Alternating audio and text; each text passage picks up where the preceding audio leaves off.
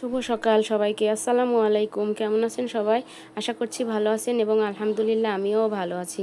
চলে আসলাম আর একটি নতুন ব্লগ ভিডিও নিয়ে আপনাদের সামনে। সকালবেলা উঠে রান্না করতেছি, তাড়াহুড়ো করে। আপনাদের ভাইয়া বাজারে যাবে, বাচ্চা কাচ্চারা স্কুলে যাবে। তো হঠাৎ করে আমালা ভাইয়া এসে ডাক দিল যে আম নিয়ে আসছি, কারণ আম শেষ না হওয়া পর্যন্ত একভাবে আম খেতেই থাকি। অন্যান্য ফল থেকে আমটা অনেক পছন্দ।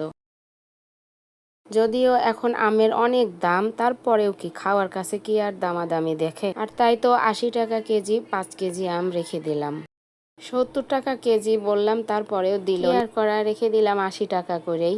আমগুলো নিয়ে তাড়াতাড়ি বাড়িতে চলে আসতেছি, কারণ আপনাদের ভাইয়া বাজারে যাবে। তো সকালবেলা দেরি হয়ে গেলে তার রাগ হয়ে যায়। আর তাড়াতাড়ি করে আমালা ভাইয়ারও তাড়াতাড়ি অবশ্য, এই জন্য টাকা দিয়ে গেলাম। তারও বেচা বিক্রি আছে, সবারই তো সময়ের মূল্য আছে, তাই না? তো টাকা পয়সা দিয়ে তাড়াতাড়ি বাড়িতে চলে আসলাম ওনাকে বিদায় দিয়ে। আর এই তো বাড়ির রাস্তা, বাড়িতে ঢুকবো। ঢুকতে দেখি এত সুন্দর চাল কুমড়ার ফুল ফুটে আছে সকালবেলা। আর চাল কুমড়ার ফুলে পোকা বসে আছে, পোকা মধু খাচ্ছে আর কি। এবারে চাল কুমড়ার গাছে বেশি একটা চাল কুমড়া জন্মাতে পারলাম না, এটা আমার ব্যাড লাক। কারণ মাচাটা গত 3 বছর আগের দেয়া। এই মাচা দেওয়ার পরে এই দিয়ে 3বার লাউ খাওয়া হলো। বাঁশের মাচা কি আর এতদিন ধরে থাকে, তাই ভেঙে পড়েছে। খুব বেশি চাল কুমড়া না আসলেও দু একটা করে খাওয়া হচ্ছে। এই দেখুন কত সুন্দর জালি আসছে, আরও 2টা আসছে আর কি, মোট মিলে 3টা আসছে।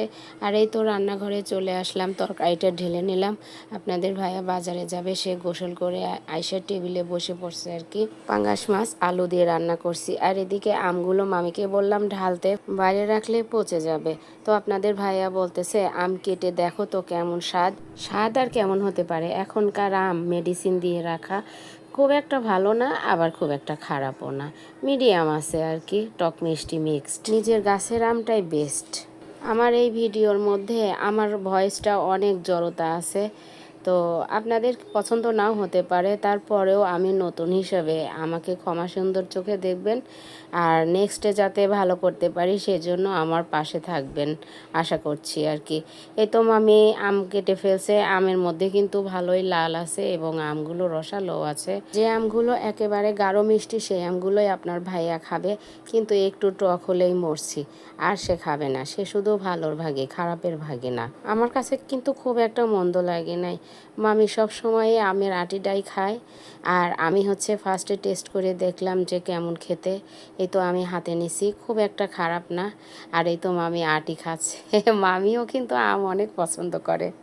আম কাটলে মামিকে বলা লাগে না যে আপনি হচ্ছে আটি খান, সে তাড়াতাড়ি করে আটিটা নেবে। আমি জিজ্ঞেস করলাম কেমন লাগতেছে, তো বলছে ভালো। আর এই তো আমার 1 পিস আম খাওয়া শেষ। আর আপনাদের ভাইয়াকে কাটা আমগুলো দিব, দেখি সে কি বলে। কারণ সে মিষ্টি ছাড়া একটু টকের বাড়ির কাছে হাঁটতে চায় না।